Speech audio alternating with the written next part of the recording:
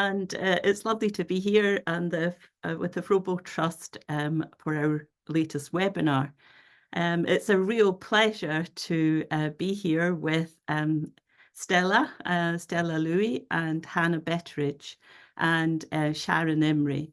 And we're here this evening primarily to launch the new book, Let's Talk About Race in the Early Years.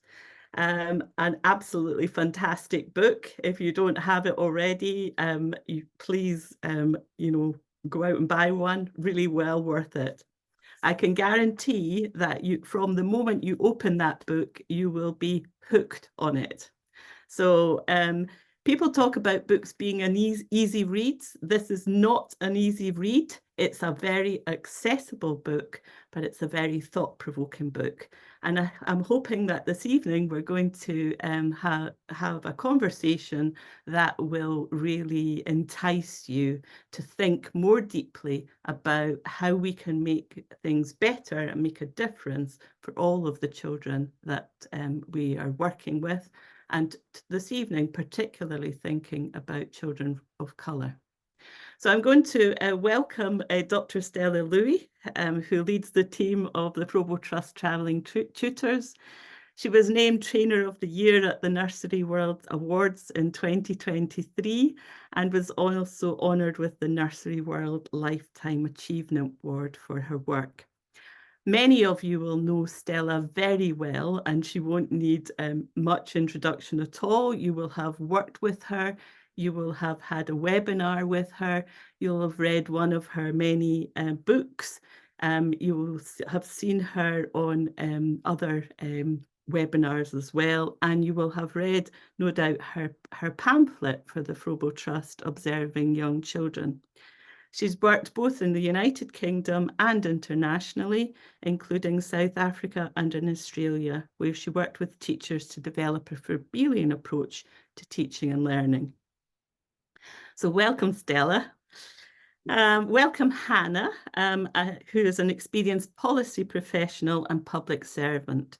In both her undergraduate and postgraduate degrees, Hannah primarily focused on uncovering the impact of race, stereotypes and bias on outcomes for individuals for Black and Asian backgrounds in Britain. And Hannah is Stella's daughter. So what an absolute pleasure to have you both here sharing your experiences of this book.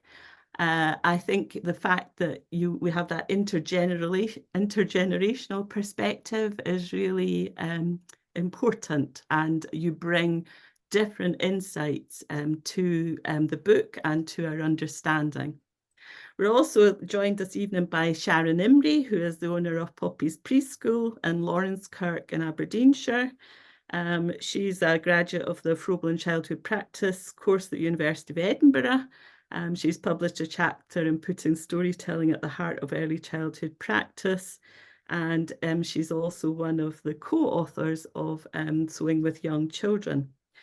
Her project that she's going to talk about tonight was a Froebel Trust funded project, a research project where Stella acted as her mentor, and it's called A Sense of Belonging. Most recently, you may know or you may not know that Poppies Preschool has just been nominated for the Nursery World Nursery of the Year. So congratulations, Sharon, on that nomination. So without more of ado, I'm going to say to you, please do, say hello in the chat. But if you want to ask a question, please put that in the Q&A. And I will keep an eye on that as the evening progresses, because we're going to have 15 minutes at the end for questions.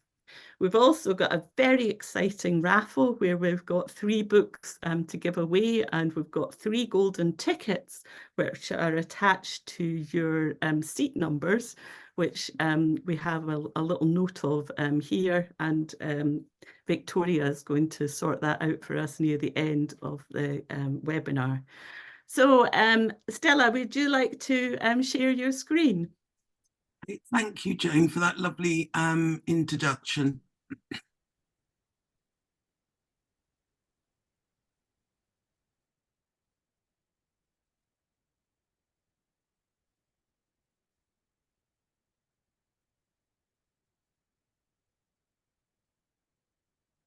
Okay.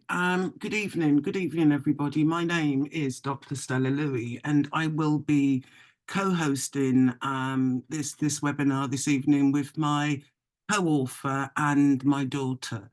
It is one of the biggest privileges of my life to be on the same platform with my daughter. She has, for the last 31 years, absolutely inspired me. And I think she is much of the reason why I do what I do. I must say, it's really nice to see so many names that I recognise in the chat. So a really warm welcome to all of you, people I know and people I don't know. Our new book is called Let's Talk About Race in the Early Years, but how comfortable are we talking about race? And I think that's something I want us to explore. But before we start the session, I think it's really important that the space that we create is a safe one where everybody is able to express their views. I think it's really important that we understand that we're not responsible for the world that we've been born into, but what we are responsible for is leaving it a better place. I want this to be a place where we have frank and open discussions about race. I think that's really important, and thinking about when we first hear children talk about race, when we see them not vocalizing, but vocalizing their similarities, but how they gravitate towards them. I want us to be able to be honest and open about those. I think ultimately we really want to break down barriers and normalize discussions about race in the same way that we discuss literacy and numeracy. My dream is for there to be a day where we can do that. And I think ultimately what we hope to do via the webinar and via the book is empower you as educators to challenge racism when you see it. Whether it's racism, whether it's bias, whether it's stereotyping, whether it's someone being discriminatory, just challenge that type of behavior when and if you see it.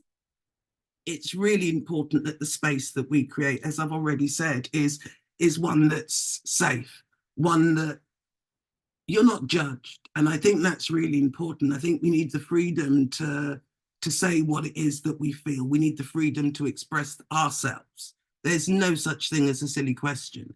I think for this discussion to have the greatest impact, I need you all to be really open and honest with the conversations that we have together.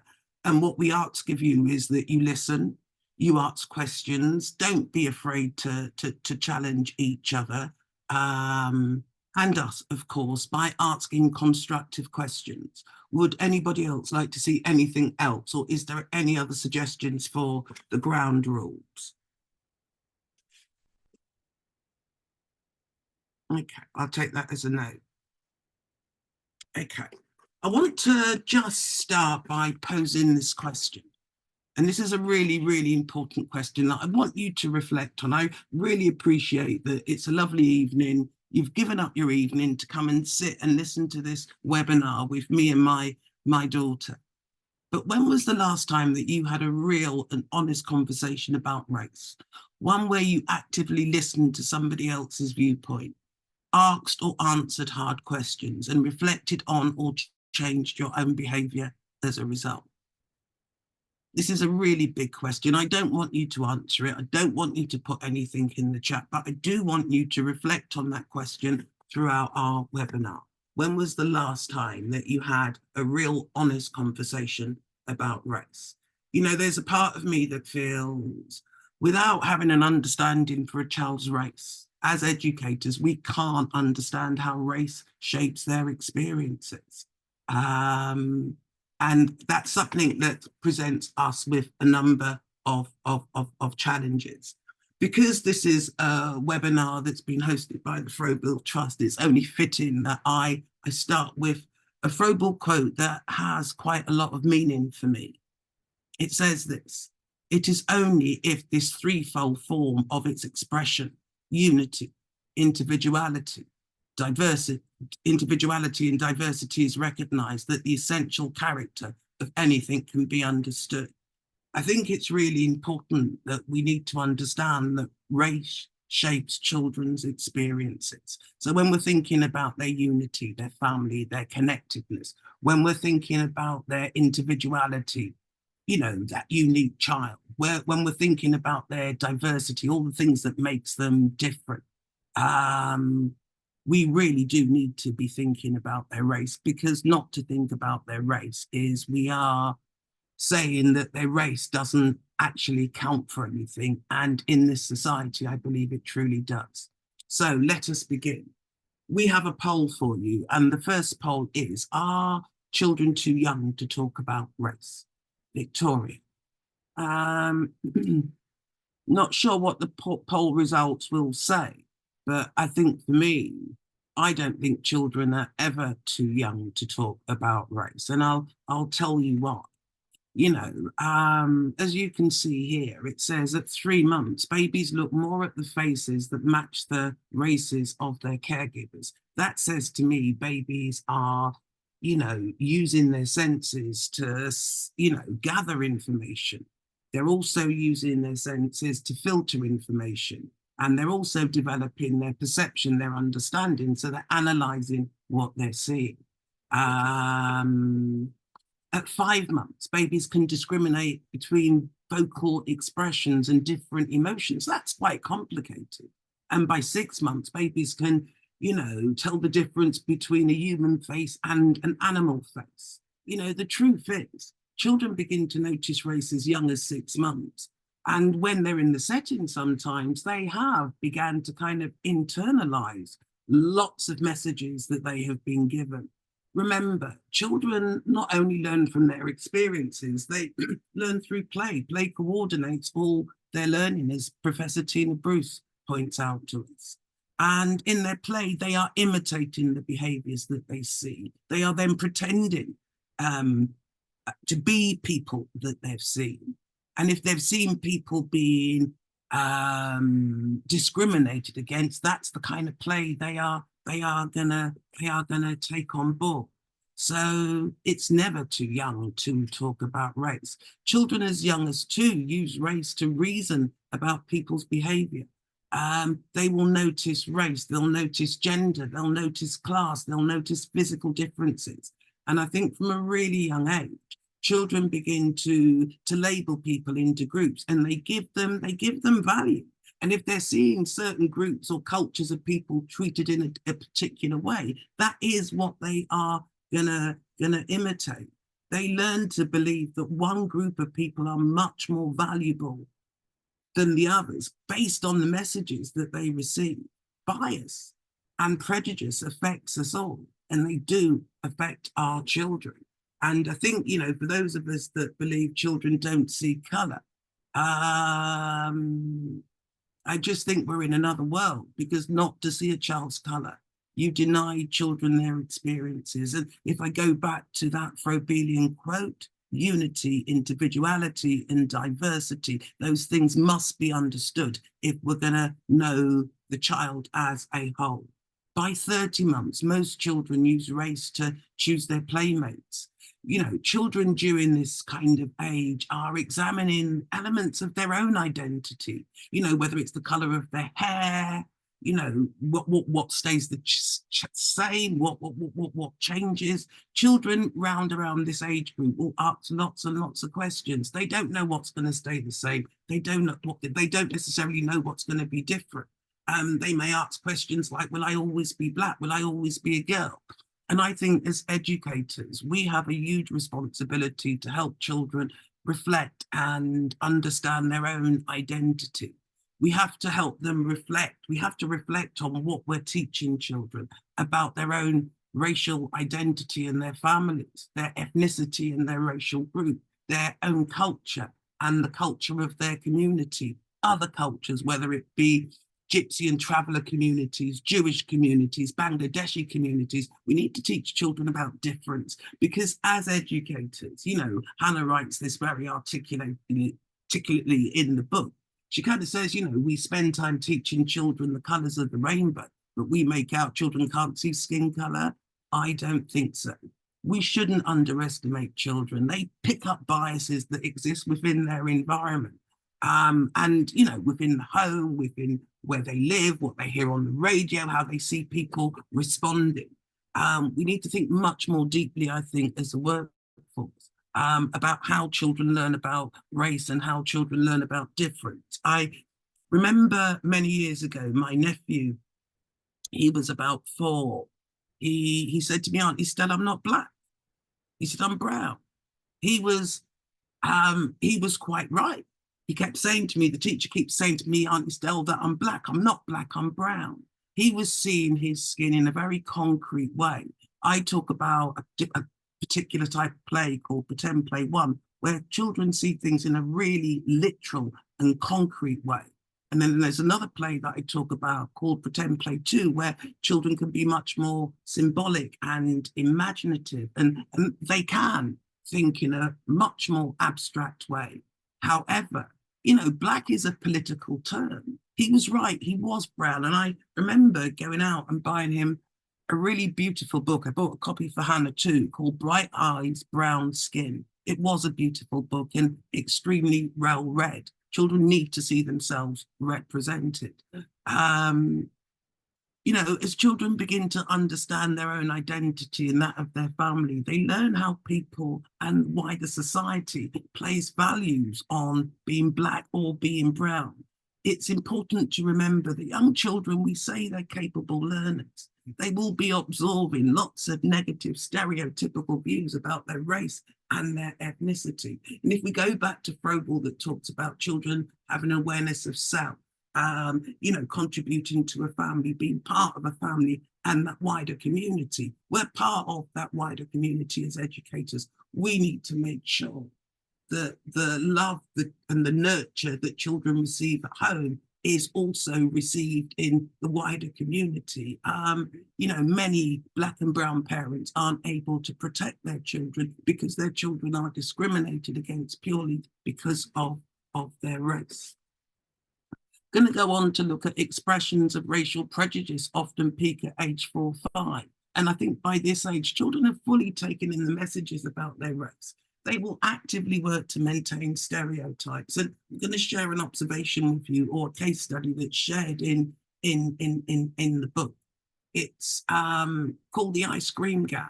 You know, 2 groups of girls, a group of South Asian girls and a group of white girls. The white girls are in a gang. These kids are 4, 5. White girls are in a gang and they call themselves the Ice Cream Gang, but they wouldn't let the South Asian girls play because they say they're chocolate.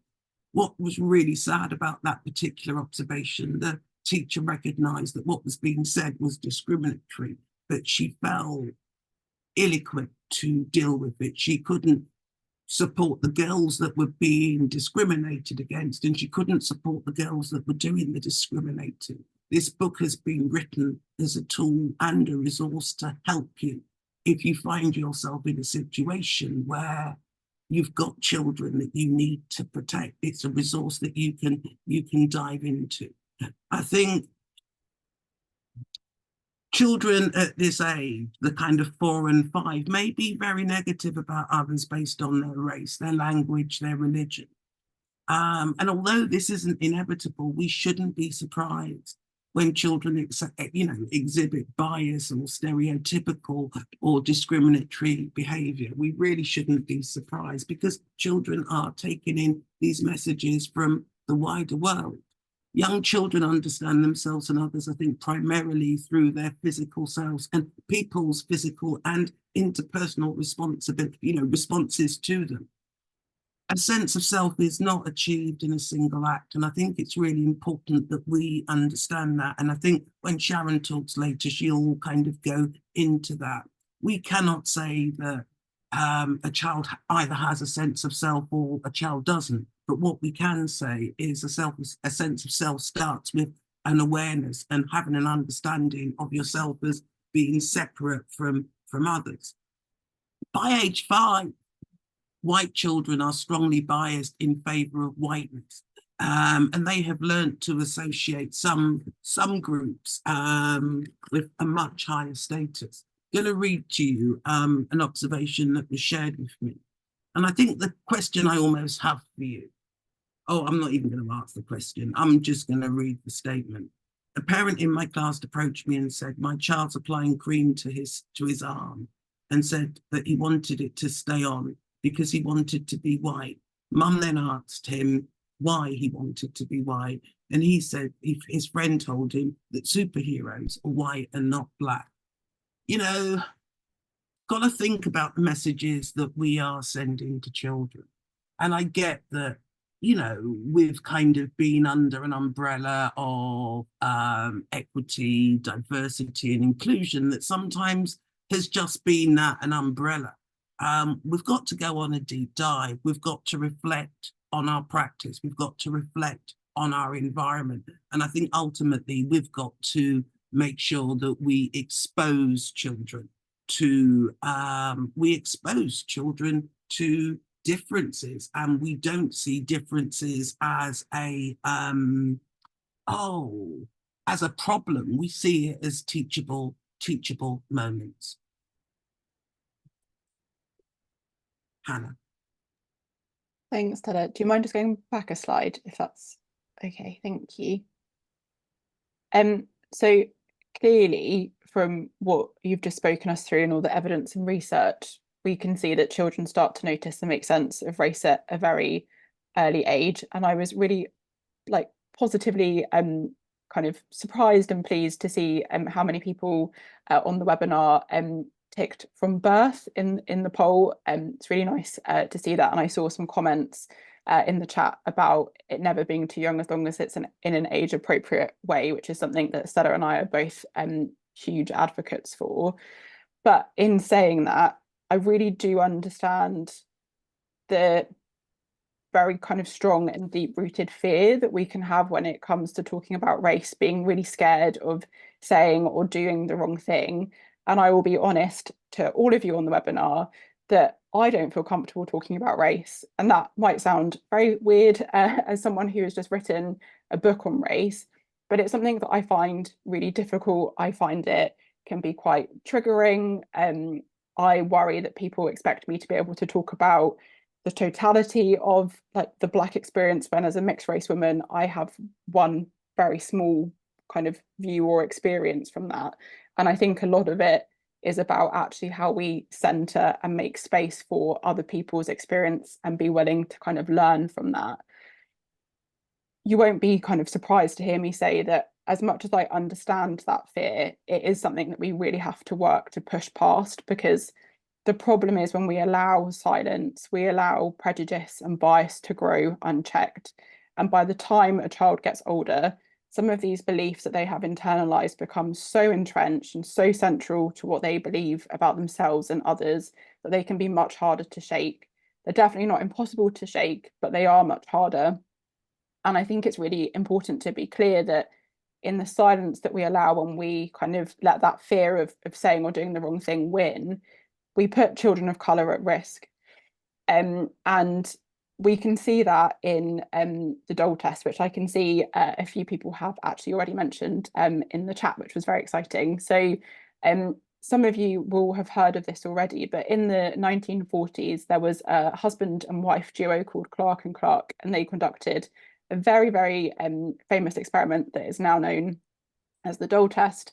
You can see clips of it on YouTube if you'd like to have a look. And actually, I think some of the clips on there are very powerful, particularly if you wanted to do any conversations with your teams or parents, etc., off the back of anything that you've kind of heard today. You might be thinking, why are you talking to me about an experiment that happened in the 1940s? Times have moved on, Hannah, like we just don't need to talk about it.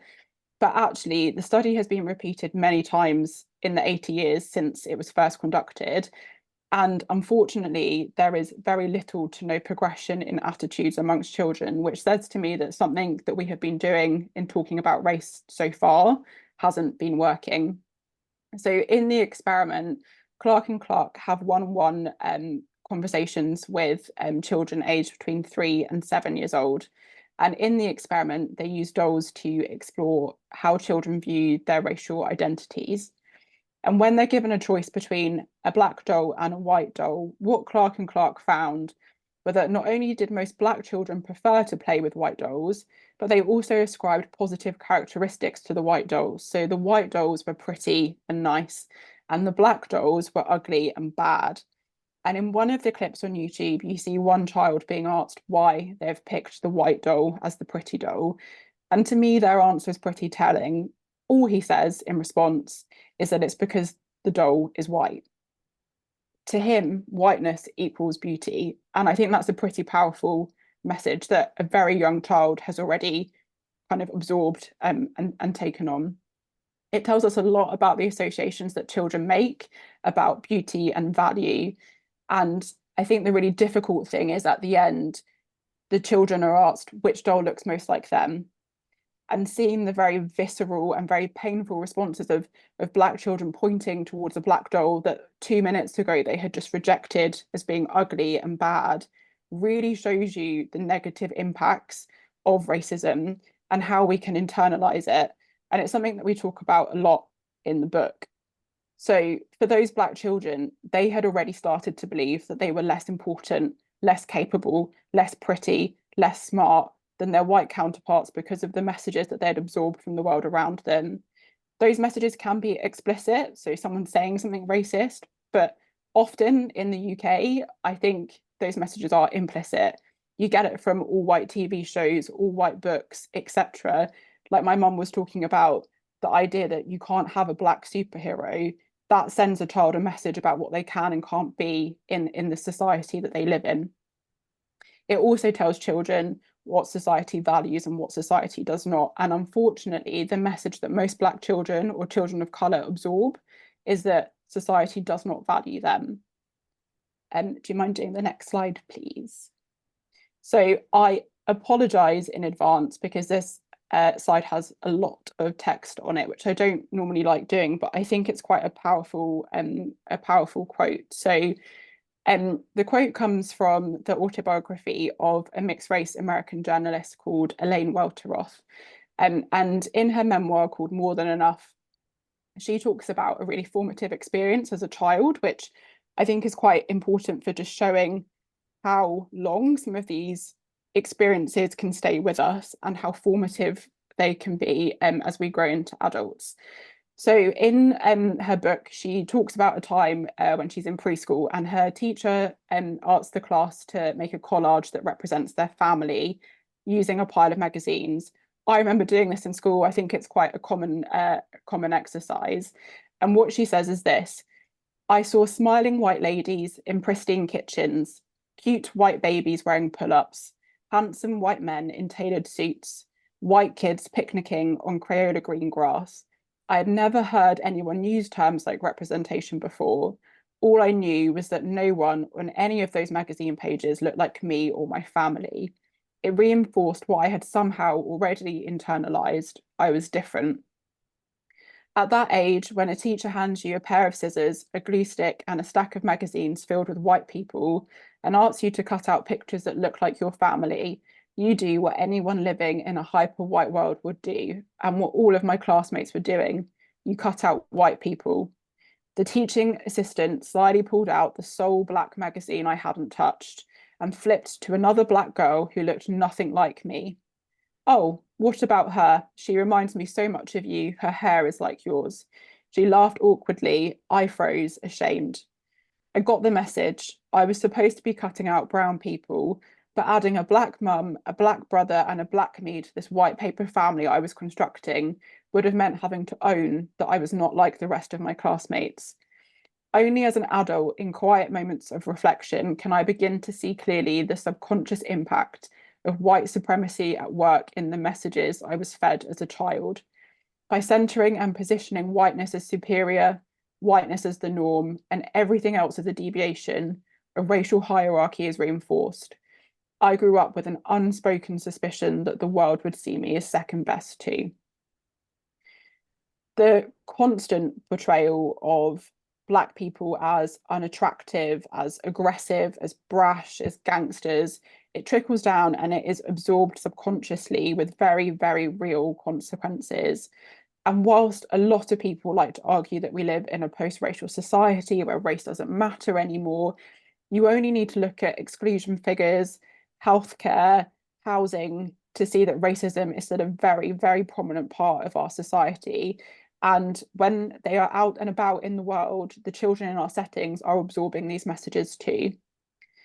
Ultimately, every child has an intrinsic right to feel a sense of belonging and ease in their setting. And we can do that through creating a secure emotional and physical environment, which we talk about in the book. To do that, we really need to consider and support the holistic needs of the unique child. No child should ever feel second best like Elaine. It's something that Froebel talks a lot about. So there's a really beautiful quote from Froebel that says, "Every child should be accepted as an indispensable and essential member of the human race." As an indispensable and essential member. How do we do that in our settings? How do we ensure that every single child, regardless of their race, their culture, their background, their religion, how do we make them know how important they are to us and to the world around them? As educators, you're in a really powerful and a really privileged position to give a child that secure footing in life and to start them off feeling like they have a sense of value and a strong sense of self-worth. You can help lay the right foundations to help address those issues head on. And my hope is the more that we do that, the better our future will be. Stella, do you mind just doing the next slide, please? So there are lots of ways that we can support children to develop a positive sense of identity and become greater and more compassionate citizens of the world. And in the book, we explore a kind of whole range of them, but we obviously have a very short window of time tonight. So I focused on books because I am a self-confessed bookworm. So when we think about books for decades, what we've seen is study after study showing examples of children's books playing up to harmful stereotypes, representing cultures inaccurately, or confining ethnic minority characters to the background with very little to no agency or voice. We see whiteness often framed as something positive. So whiteness is often symbolic of innocence or purity, whereas the villains that we read about are given darker features. And you only have to think about any Disney film, like Scar in The Lion King, for example, to see how children start to make that association very early on. Whilst whiteness is presented as the norm, blackness is something to be fearful of. In 2020, the Centre for Literacy in Primary Education published a UK study which concluded that only 7% of children's books published between 2017 and 2019 featured characters of colour. 7%. Worse still, only 5% had Black, Asian, or ethnic minority main characters, despite children of an ethnic minority background making up 33.5% of the UK primary school population at that time. 2 years later, we see a really strong kind of push to diversify children's publishing. And we see a lot of progress 2 years on. So in 2020, it goes up to 20% of children's picture books featuring characters of colour, which is fantastic. But I don't think that progress tells the full story. So although there is a lot more diversity in children's books, I think it's important to remember that the top selling books are primarily from white authors depicting a white experience. I had my daughter 5 months ago on Thursday, and I can't tell you how many nurseries I have toured for her. And in most of the settings I have visited, they had zero diversity in their book corner. And what really saddened me was that there were more books that centered on characters that were animals or inanimate objects than they had books that centered on an ethnic minority experience. And whilst representation is on the up, I think it's also important to flag that progress has always been much slower when it comes to increasing the presence of main characters of colour. And that matters because representation for representation's sake is not helpful. What we really need is meaningful and authentic representation with multi-dimensional characters who have voice, who have agency, because children of colour deserve to see themselves as the heroes of their own stories and not to be confined to the sidekicks of others. And I think it comes back to what Froebel was talking about in terms of being indispensable members of the human race. Books can provide a really helpful jumping off point. they can increase awareness and spark conversation, but stories are everywhere. And if you can't change the books in your setting tomorrow, what can you do? Can you take children out into the world for mini trips to meet different people and to understand different cultures? How can you help foster a sense of unity and connectedness to others, like Froebel talks about? And in doing so, it's important to remember that you're really enriching that child's experience and their understanding of the world. On the slide, I've got a couple of examples of books that I read to my daughter and I absolutely love. I think they're really beautiful stories that talk about diversity in a really lovely way. So there are a few there, but there are loads more. But what I would say is when you're talking to children about race, please also think about what books you're using to scaffold those conversations, because when we were doing the research for the book, I found quite a lot of anti-racist websites that talk about educating children really encourage practitioners to use books like The Smeds and the Smoos or The Ugly Duckling to think about racism. And both stories, I think, are problematic when it comes to talking about race. The Smeds and the Smoos, it's a beautiful story, lovely rhymes, lovely colourful illustrations, but what happens in The Smeds and the Smoos isn't evocative of racism because both groups have the same status and racism is about social power. So using Smeds and the Smoos doesn't paint a true picture because of the absence of inequality in the storyline. And in The Ugly Duckling, I think the imagery there is really powerful. So, you know, it starts with a mother duck waiting for her eggs to hatch and she sees a big ugly grey one. So she rejects her ugly grey swan, her ugly grey duckling, sorry. And that duckling goes in search of somewhere that he fits in. And as he grows up, when he becomes a beautiful white swan and his dirty grey feathers are gone, he's magically accepted, he's magically considered beautiful. And I understand why that story is a good one when it comes to kind of talking about how it might feel to be excluded. But it's not a good story when it comes to talking about racism because black swans exist. And how much more powerful would it have been for that grey duckling to grow into a beautiful black swan and still be considered beautiful, to still be considered worthy of fitting in, worthy of being part of the group? What messages does that tell us that the duck only becomes beautiful and is only accepted when it becomes white?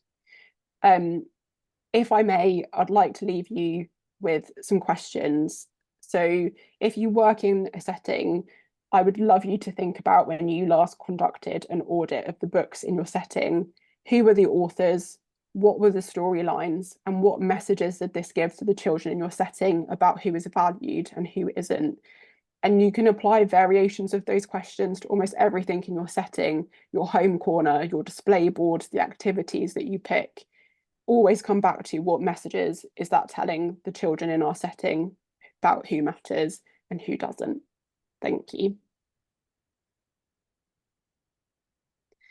And then a shameless plug of the book, which is available now. I will hand back to Stella. Thank you. Thank you, Hannah. And I think, you know, I just want to end by saying I forgot to mention to you that at 9 months, stranger fear, you know, babies are really scared. It's a natural fear. And Yvonne Connolly, who was one of the first black head teachers, I nearly said prime ministers, one of the first black head teachers in London, talks about the importance of us kind of and the onus being on us to expose children to difference in meaningful ways. Please do read the book. I'm done now. So yeah, please do read the book. Thank you.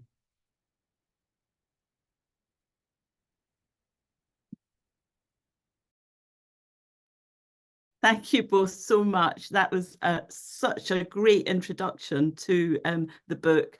Both of you have spoken so passionately. Thank you so much for that part. And now I would really like to, you know, to encourage people to put questions into the Q&A.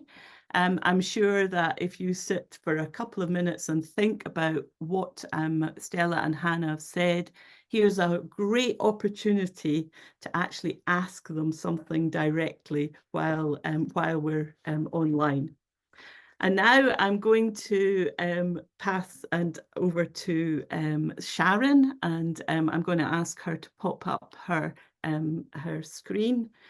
And we're really looking forward to seeing how she took forward her project about having a sense of belonging, and how Stella was her mentor during that. So she was just getting it lined up and get the slideshow working. That's wonderful. Okay, is that looking Okay. okay, Jane? Looking great. Thank you. Stella and Hannah, that was absolutely wonderful. I've written 4 pages of notes, and I'm sitting with your book, and I've worked with you. Honestly, the two of you have blown my mind. I've got loads of notes to share with staff tomorrow once again.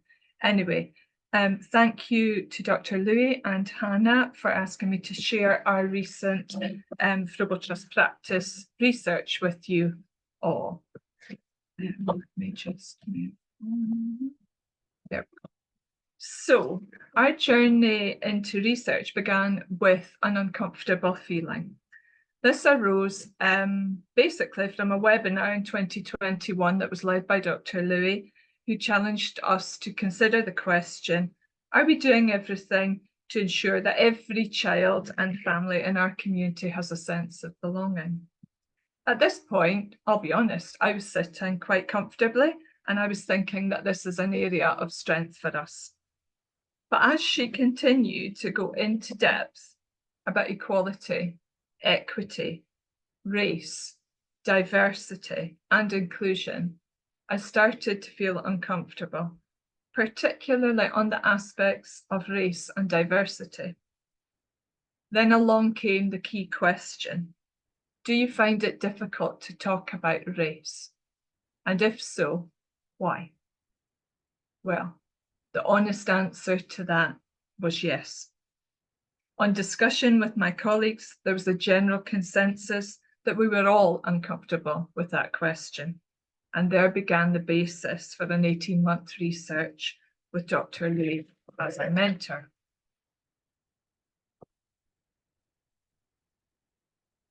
Our nursery is a rural one, which lacks the diversity of some bigger cities, and it is predominantly a white community.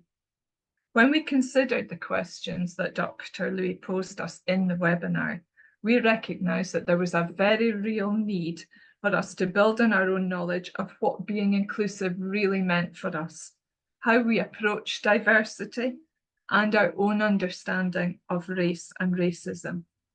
This included reflecting on our attitudes and our beliefs, our understanding of bias, and more importantly, understanding how to be brave and influence change within ourselves and our nursery community. We were honest enough to recognise at this point this was not going to be easy.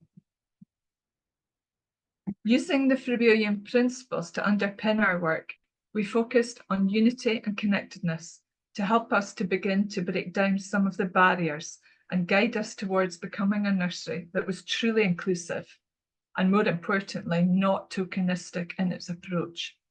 As knowledgeable, nurturing educators, we recognise the need to strengthen our own practice so that we didn't limit children's learning in any way. Our starting point had to be with ourselves, deep reflection on our own thoughts and feelings and how this may influence and impact on our practice. We needed a greater understanding of bias. We needed to see how bias is present in many shapes and forms. Our work with Dr. Louis really challenged us to recognise that we do all have bias, and the key for us is to see it, recognise it, and see that we can change this. With a clearer understanding of different types of bias, we were able to create a safe and honest container to have these exchanges of ideas and thoughts, which I'll be honest, at times were very uncomfortable and challenging. With regard to race, as has been discussed already, one of the biggest fears was getting it wrong, and an acknowledgement that saying nothing was often easier.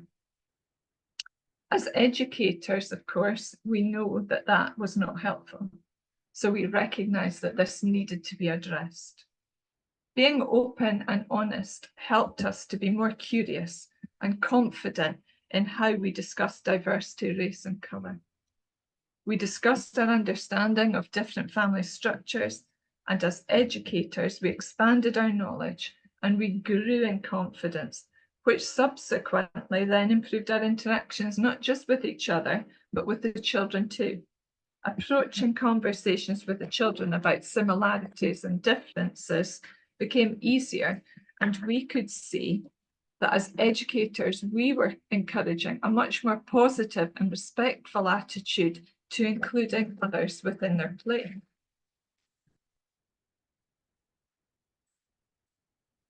Using a diverse range of resources, of books, puppets, and music in a gentle and meaningful way helped us to provide opportunities for these discussions about same and different. And we sometimes use these just to introduce new and different ideas with the children. As we worked and played alongside our children, we were learning together, and we began to recognise that all of a sudden this work was becoming a little less daunting. This led to some really rich discussions at times, and it also made the children aware of the world that was beyond our nursery environment. We used parents' evenings to share our work with the families, which allowed us to have a much better understanding of our children, their families, and their cultures and beliefs.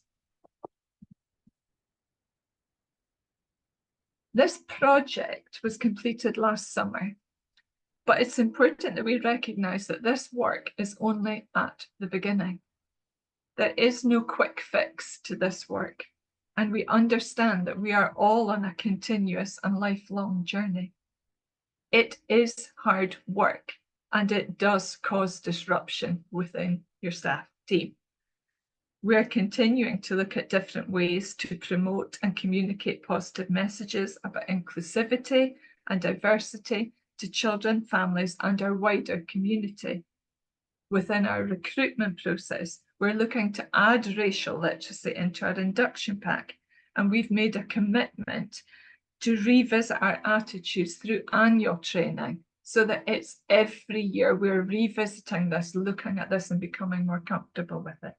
We've also taken time to review our policies, which on reflection were unwittingly tokenistic.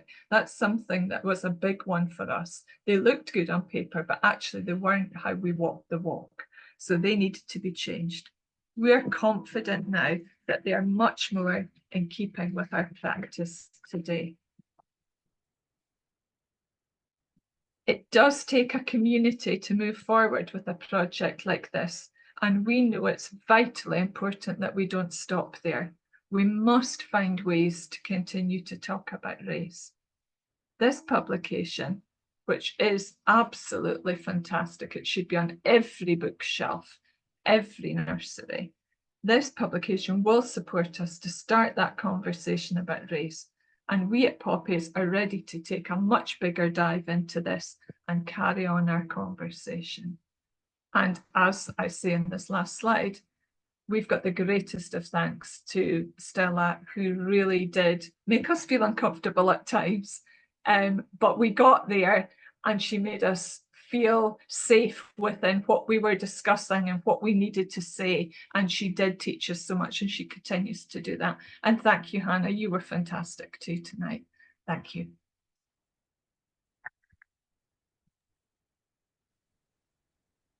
Thank you so much, Sharon. That was a really great and summary of all that work that you did over the year. And of course, it's a process, isn't it?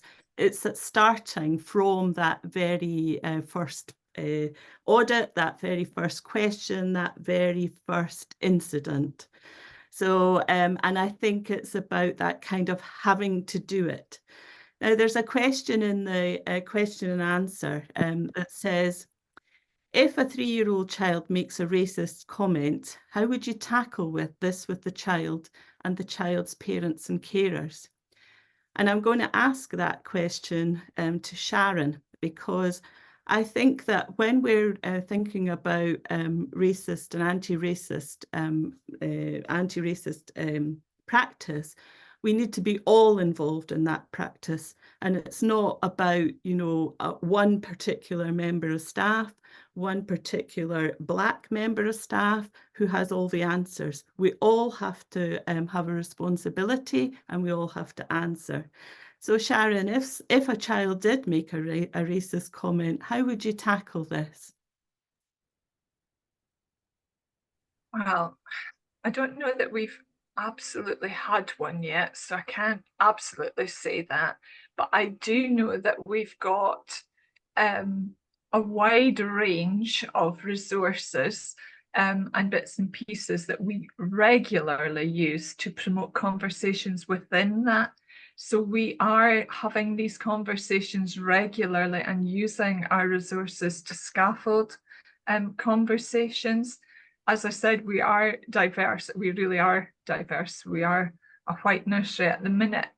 And we've not had a real occasion, to my mind, that's coming there. But we would certainly draw out. We do have a rich bank of resources, so I think that would be our starting point. I don't know, Stella, would you say anything more to that? I think it would depend on, because I think that's quite a loaded statement that a 3-year-old makes a racist comment. I think it would depend on the 3-year-old. It would depend on what they'd said. It would depend on what I knew about. There's so many things that I don't know. And once you kind of unpack, because ultimately, if you know the child, sometimes children are just repeating things that they've heard other people say. And actually at 3, I would probably say they're repeating something that they've heard somebody else say, or they know that, when children are around 4 or 5, they'll say things that are, quite hurtful and quite negative. But I would want to, if I know the child, I'll know of their experiences, I'll know their family, I'll have some kind of insight. And whatever I do, I would want to support the child. I would show empathy, I would show respect, I would use it as teachable moments to show similarities and show differences. But just because a child has said something or behaved in a way that may come across as discriminatory, I would want to kind of unpack it much more before I'm just, that child is a racist. Yeah. Hannah. Sorry, I just wanted to add to that, if that's okay. So I think the first place is asking questions. So what did you mean by that, or why did you say that? And I think that helps you get to the heart of it. Are they just repeating something that they've heard elsewhere? I also think it's then using that answer to think about what you do next. So if a child says, I don't know, they don't want to play with another child because of the color of their skin, you can ask them how they would feel if it was the other way around, to encourage that sense of empathy. But I also think it's important that you have a conversation with that child's parents. But also, if that comment has been said in front of other children or to another child, how do you support that child and have a conversation with their parents too, so they know what's happened at nursery and can support that child moving on? And then another point that I think is often overlooked is, how do you support the member of staff that's heard that comment and how to respond? Because that can also be hugely triggering or difficult. And I think, as people that work in the education setting, we have a responsibility to the children, but also to our colleagues to care and to ensure that we really practice our anti-racist principles throughout our setting. Yeah, thank you very much, both. And absolutely, it's almost like that kind of ripple effect, isn't it? And Stella, you're right. If you don't know what the context is and what, if you don't know the child, you can jump to a conclusion. And I think you're right, Hannah, asking the questions about what did you mean by that is really, really important. However, I also think that we can't just ignore comments like that. We have to absolutely say what we think about them. So we have to say, that's a hurtful thing to say, or, I'm not, once we've asked the question. So I think there has to be a bit of understanding of the impact of what you've said. So yeah, thank you very much. And now another question about how much and how do we involve our parents in progress in this area?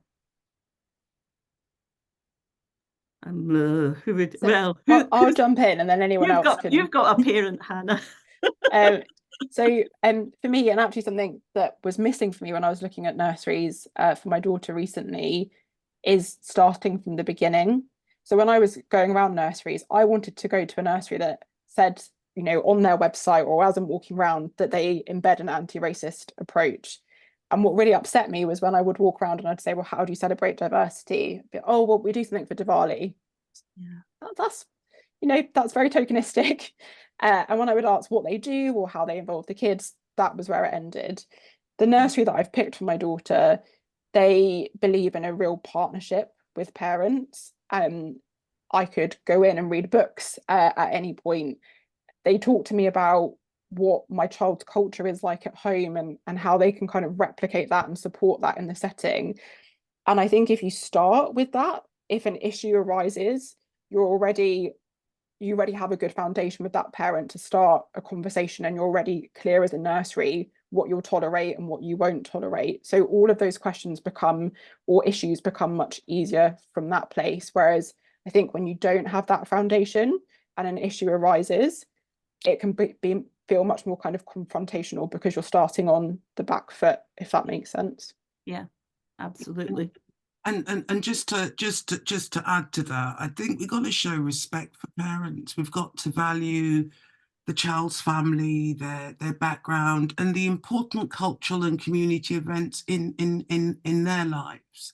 I think that's really important. Earlier on I shared the observation that a teacher had shared with me that a parent had shared with her. How many of us, hand on heart, would say that all of our parents would share that kind of information with us? Because it's ultimately about those really important relationships. And when Hannah and I were doing the research for the book, we found research that indicated if educators have meaningful relationships with parents and genuine relationships with parents, exclusions disappear. It's when they don't. And we can't have tokenistic relationships with parents. We can't put the onus on parents. We've got to involve parents. We've got to find ways to listen to them, their feelings and their concerns. And we've got to acknowledge their ways of valuing child development and their children. That's a really important starting point for me. Jane, can I just hop in there? That was one of the things that we looked at. I don't know if you remember, Stella, that we looked at how when you visit the nursery, well, obviously in our nursery, you would have seen books, Hannah, you would have seen superheroes and beautiful puppets and different things. That's very visible in our nursery. But one of the big things that we looked at was when we did our initial conversations with parents. We've doubled the length of time that we do that. We have more than one now. And a lot of that is now talking about your family, your cultures, your traditions. All of that came into that. From there, that led on to us having our placemats. Do you remember those, Stella, where the family picture comes in? So every day they sit with their own family at the table, and then they have all these conversations about who's who and the similarities and differences between the family makeups. And it was a very simple thing to do, but it made such a difference. So there's lots of different ways that you can build that. We took our parents' workshops in, and we showed all our resources that we were using, and we shared how we used it and the different bits and pieces.